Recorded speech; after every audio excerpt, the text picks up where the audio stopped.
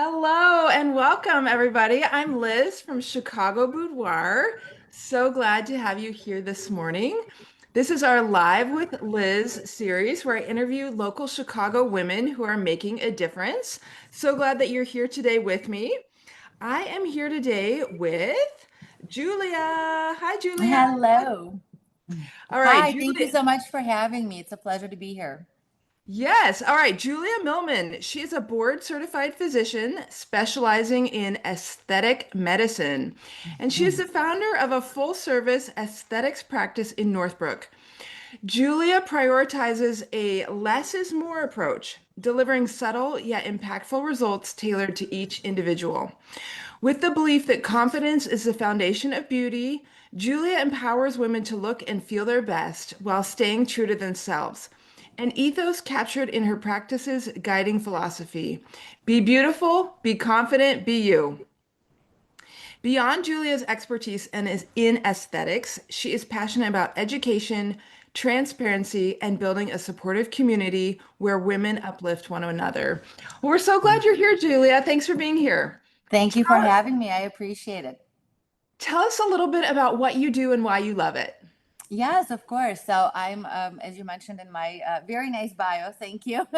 I'm a physician. I have a board certification in anesthesiology. I graduated residency in 2009, so it's been a little bit, it's been a minute. And I still do anesthesia, by the way. I love anesthesia. I do a lot of medical missions, so it's not that I've, quit being an anesthesiologist. It's that throughout the years, I have found a passion for aesthetic medicine. And here we are. I just love making people feel more confident, more beautiful to themselves, and just looking natural, most importantly. And I love what I do. That's so great. So, someone who might be listening who's like, what is aesthetic medicine? Can you give us some examples of some of the procedures and treatments that you provide? Absolutely. So, just like any field, by the way, in medicine, I think a lot of the times when people think of what aesthetics is, people don't really think of it as actual medicine. However, please be assured it's definitely medicine. There's a lot of science behind it, there's a lot of education. A lot of progress in this field. It's a very dynamic field. And what aesthetics essentially is any sort of treatments that are cosmetic in the dermatology world. So things that are not necessarily a must do. We always think about medicine as something that we have to do. We have high blood pressure, we have to treat it. If we have a wrinkle, we don't necessarily have to treat it. This is an elective field of medicine. And anything and everything that has to do with treating beauty is what aesthetics is. And it can be as simple as a facial or as complicated as a facelift. And by the way, I'm not a surgeon, I don't do facelifts, but in the whole realm of things, it can be anything from very, very basic things to complicated procedures. Fantastic. So, what inspired you? You said you're still an anesthesiologist, of course, but what inspired you to take on aesthetics as well? Like, what brought you to that place to open up an aesthetic clinic? Yeah, that's a great question. I get that asked quite a lot, actually. But so I graduated residency when I was in my early 30s, and was having a kid or two at that time. Everybody starts noticing a little bit of this, a little bit of that on their face, and I started getting interested in, well, what can I do for prevention so that it doesn't get worse, so to say. And I'm not sure if our listeners know, but there's no such thing as an aesthetic medicine fellowship or residency or anything like that. So, and it's a very new field, and Do everything you that we learn. think, I don't I'm mean to sorry. interrupt you, but maybe in the future there will be. Like, Oh, it's, I really hope so because it definitely needs to be yeah. way more regulated than it is right now. Yeah, like that's an So interesting idea that you could like be you could go from into a residency for this, right? Like, absolutely. It'll happen for sure. And there are a lot of organizations that are working on that at the moment. It's just not quite there yet because it's such a new field and it's so dynamic. I mean, I've been doing this for, over 10 years now, and every single year, still to this day, I go to 2 to 3 conferences minimum because there's such advances every single year. So I just think that with the advances in science, the education part of having it structured like a medical residency just hasn't caught up yet, but it will. It will definitely. Oh, that's so But interesting. I didn't know that. yeah, for sure. It's so exciting. I can't even tell you. But being an anesthesiologist, we use needles on daily basis, and we do procedures such as blocks for if anybody had any sort of orthopedic surgeries, using blocks for with an ultrasound for those anesthetic ways to make sure that a patient doesn't feel anything. So handling a needle is really second nature to me. And everything else that I have learned, as I had mentioned, through all of the conferences, and I still keep going every single year. There has never been a year that I haven't gone. Wow. Okay. So how did you okay. You say that there is like just a lot of change and dynamicism Mhm. and what's kind of coming up? What's new in the field that is really exciting to you right now? Like what is something that you are excited about personally? Very easy question to answer at the moment, and that's definitely regenerative medicine. And what that means is what can we do to have our own body work for us? Meaning, not necessarily adding fillers to somebody's face, although there are plenty of indications when people do need that. But what can we do? How can we do things naturally so that we prevent collagen loss as much as it is happening with aging? And just about anything with aging is, to kind of put it simply, is collagen loss and elastin loss. We start losing collagen at 1% per year, starting at roughly age 29. So it's kind of Oh crazy and boy. sad. And yeah, so anything and everything we can do to try to prevent that. And that's what regenerative medicine is about. And by the way, once we reach perimenopause and menopause, it jumps up to 5% per year. So we are really trying to fight in this field anything and everything from every sort of pathway, collagen loss. And what that means, it's things like Sculptra and exosomes and stem cells, if anybody's heard of all of these things, and radiofrequency microneedling and all sorts of exciting things that are being researched right now, again, for collagen loss. It's all about collagen loss. I'm super excited about that. Um, Excitement is wonderful, but we also have to be careful. We have to make sure that there has been enough studies, that there has been proof that this stuff works, of course. And number one is always safety. It's definitely Yeah. safety. Fantastic. So what is a misconception about aesthetic medicine that you hear frequently? Maybe you hear from people outside, or maybe you hear from your patients themselves that you like hear enough that you'd like to clear it up. Oh, that's a great question.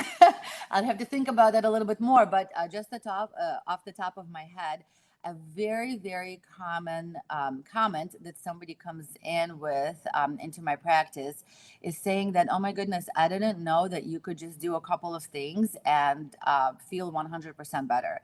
I think a lot of times, especially in previous years, a lot of the times people have thought of aesthetics as being overdone, overfilled, having to use a 25-step skincare routine, just kind of over the top things that not only are most people not even able to afford financially, but most people wouldn't ever do that. And it just looks so horrible and terrible. And I think that's very common, that people don't realize that you could do just a couple of things and just get a medical grade facial and feel like 100% better than you did walking into it.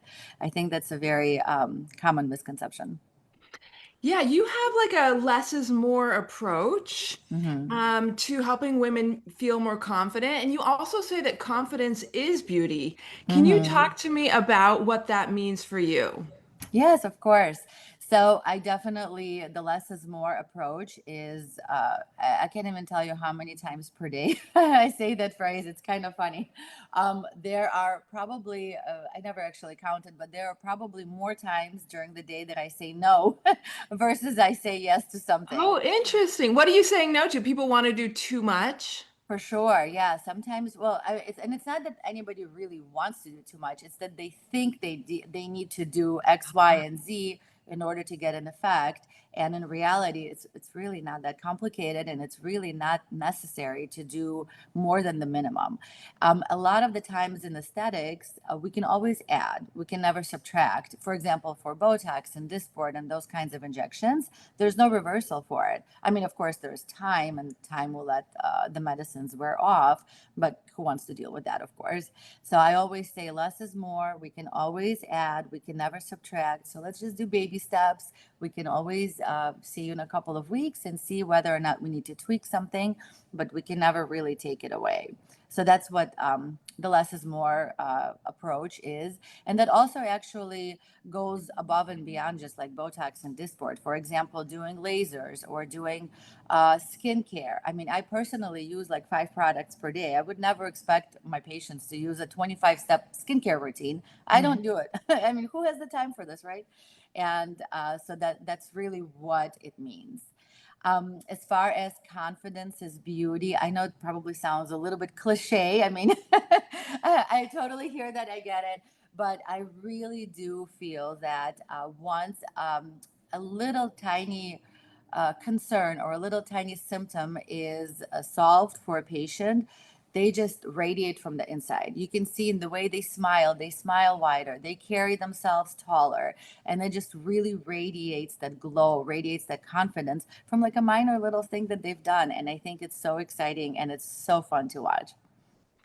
Absolutely. I believe that as well, that confidence, when you have that inner self-love, that inner confidence, then it glows out to the outside, and that's what allows us to bring love and light into the world. So, For love that. sure. Talk to me. I'm sure some of the things that you do at your clinic have downtime and some Mhm. don't.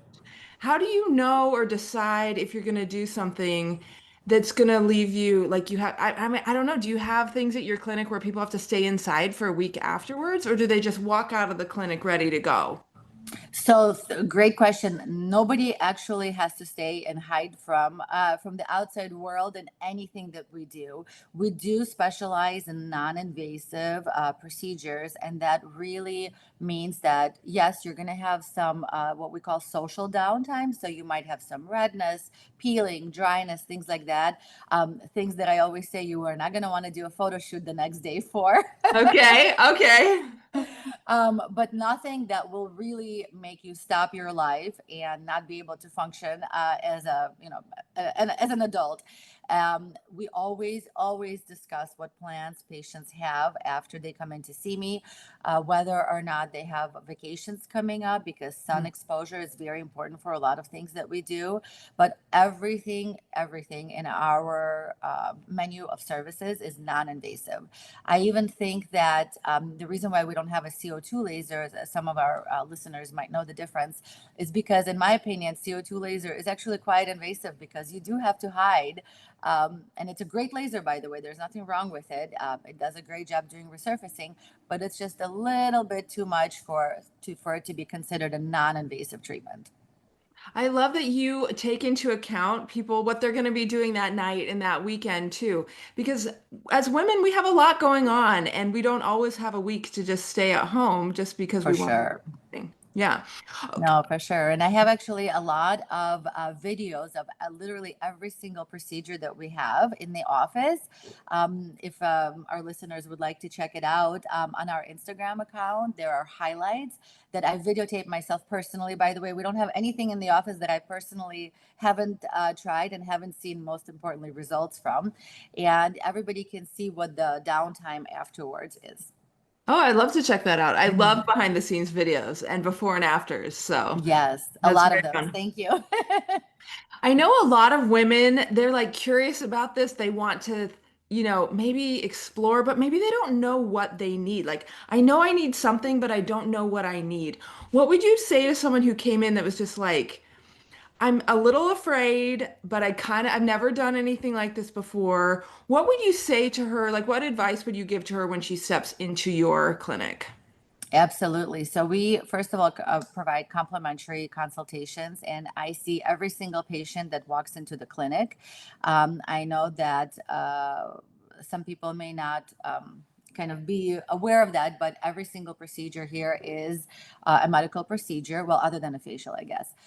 So it is something that I needs to be cleared by a physician. So I see every single patient that walks into this office. And when somebody comes in saying that they don't know what they need, just like you're asking, we first of all go over medical history. It's very, very important to know what medications people take, what drugs or seasonal allergies they may have, what surgeries they've had, and of Mhm. course, I find out what concerns they have. And very frequently, somebody comes in and doesn't have any specific concerns, just kind of says, just kind of like what you said. I mean, I don't really know what I need. What is it that I need to kind of slow down the aging a little bit? Mhm. We go over, first of all, skincare. I'm a huge believer that what you do for yourself morning and evening is way more important than anything I can do for you in here. So we definitely go over that. And I make sure that somebody uses number one, a sunscreen. A lot of people don't even know that they need to use a sunscreen on a gloomy day like today. You need sunscreen. You never walk out of your bathroom without a sunscreen. It is the number one point that we talk about in every single consultation. And then we go over other skincare options depending on the skin type, depending on the concern, etc. And like I said, it does not have to be complicated. A normal skincare regimen, effective medical grade skincare regimen, and the facial just goes from 0 to 100% confidence in literally 1 hour. Yeah. Everything other than that is all whether or not a patient needs it, whether or not they're comfortable. Nobody walking in here has to have lasers and injections and fillers and everything else in the whole world in the world under the sun. Can I ask you a question about sunscreen? Of course. Recently on like TikTok have been Yeah. seeing some people say that sunscreen is actually bad. Oh And my that gosh. like yeah, like what do you say like that where they're saying that like sunscreen is actually like I don't know, it changes our body's natural ability to process the sun or something. I don't even know, but I've been seeing that recently. What do you have to say about that?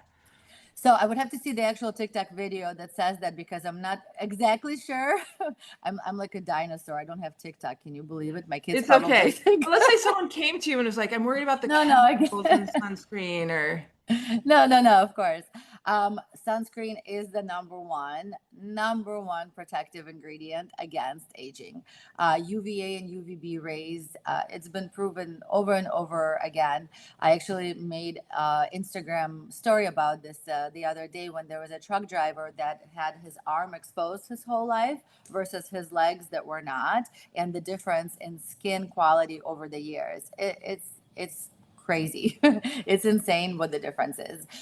It's been proven that you need sunscreen, especially, I mean, of course, the rest of our body should use sunscreen as well. However, in this field, we're mostly concerned about face and neck and the back of the hands, by the way. But all of our body needs sunscreen. There is some talk regarding chemical and physical sunscreens. So a chemical sunscreen is something that works by being absorbed, and the physical sunscreen actually stays on your skin. And it's only two ingredients that constitute a physical sunscreen, and that's zinc oxide and titanium dioxide. I definitely recommend a physical sunscreen for everybody that walks into the office. It is much better for sensitive skin, first of all, and whether or not a person has sensitive skin, it doesn't really matter because then we just kind of know that that person will react better to a physical sunscreen. And I love a tinted sunscreen. I personally wear tinted sunscreen every single day. I don't really wear makeup, over it or anything. I mean, of course, if I go out on a Saturday night or something, I'll wear makeup, but on everyday basis, it just covers up a little bit of all of that stuff we all have, and it looks almost like foundation, but not. And very, very important to wear sunscreen every single day. Never walk out of your bathroom without it. that's good advice. Okay, so how do you see your role? Like, you're not just a doctor, you're not just a physician, but you also like partner with women and to help them feel empowered. You know, as I am a boudoir photographer and my mission is to help people feel confident and empowered through boudoir photography. My guess is that you, as a doctor, as a physician in aesthetics medicine, you also have the mission to help women feel empowered. How do you feel, like, what do you feel your role is in that? That's a wonderful question. From a business perspective, I've been lucky enough throughout my career to be invited to teach. At first, it was anesthesia blocks and ultrasound use. Ultrasound use is very important in aesthetics and in the anesthesia world, and I've taught many seminars and classes using those techniques, and all of that obviously goes to giving back to the community, giving back to our industry, and making sure that the next generation of doctors, and I'm not that old, I'm turning 48, but it's like the next generation of doctors. I know it sounds like the next generation, but um, the younger physicians and medical professions do get the knowledge of how to use these things. So I'm very lucky to be invited to teach a number of times per year, and I love doing that. I do medical missions. Last time I went to Dominican Republic, I've been to Honduras, etc. It just feels good to give back, and there's of course a lot of women that that are involved in that. Since we're talking about women empowerment, Yeah. in the more closer community, I am lucky enough to have a lot of our colleagues that are in the area. We all really, really believe in the concept of community over competition. We all get together over dinner and exchange ideas and talk to each other and support each other. If there is a medical complication, we all help each other. And we just have, it's not really a forum, but a group of people that Mhm. are very close in the community. And I'm sure some of our patients might be, listeners, patients, might be a little surprised to know that we're not, like competitive with each other and crazy with each other. It's totally on the contrary. We love spending time together, and we love making sure that everybody is doing well. And like I said, if there's a complication, we're definitely right there next to each other. I love that. I love hearing that you're working together with local people because it's like a rising tide lifts all boats, right? Like you can provide Yes. better medicine, they can provide better medicine, and everyone benefits, right? I love that. Absolutely. There's a woman who is like not even a mile away from me, and we go to conferences together all the time, and we have the best time. That's so great. Well, Julia, if people are interested in your services and watching those behind the scenes videos and finding out more about what you do, where's the best place to go to find you? Oh, thank you so much. It would be a pleasure to see anybody. Please always feel free, first of all, to reach out through DMs. I am the one who monitors the Instagram account and my Facebook account. Of course, it's mine. It's just Julia Milman. So please feel free to reach out. We have a pretty comprehensive website that describes all of our services with plenty of before and afters that keep getting added. All the time. Well, when I have time. It's just www.drjuliamilman.com. Our Instagram account is quite active. My husband is very involved in our office. He makes the whole office run, and he is the comedian in the office. Every Friday, we release a Fun Friday reel, or actually a community support reel, depending on what's happening at the moment. So please give us a follow. It's the same. It's just drjuliamilman.com.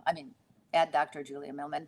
And like I said, please feel free to reach out. Our consultations are always complimentary. So you can just click on the link to book, and it would be my pleasure to see you and talk to you. Well, thank you so much, Julia, for joining us today. I know I learned a lot. If you have questions, feel free to drop them in the comments, and Julia will pop in and answer those questions, or, of course, send her a DM on Instagram. Thank you again, Julia, for joining us and for your work to help empower women. I appreciate you very much, and thank you for your work. All right, take care, everybody. This has been Liz from Chicago Boudoir with our Live with Liz segment. We'll see you next week. Thanks so much.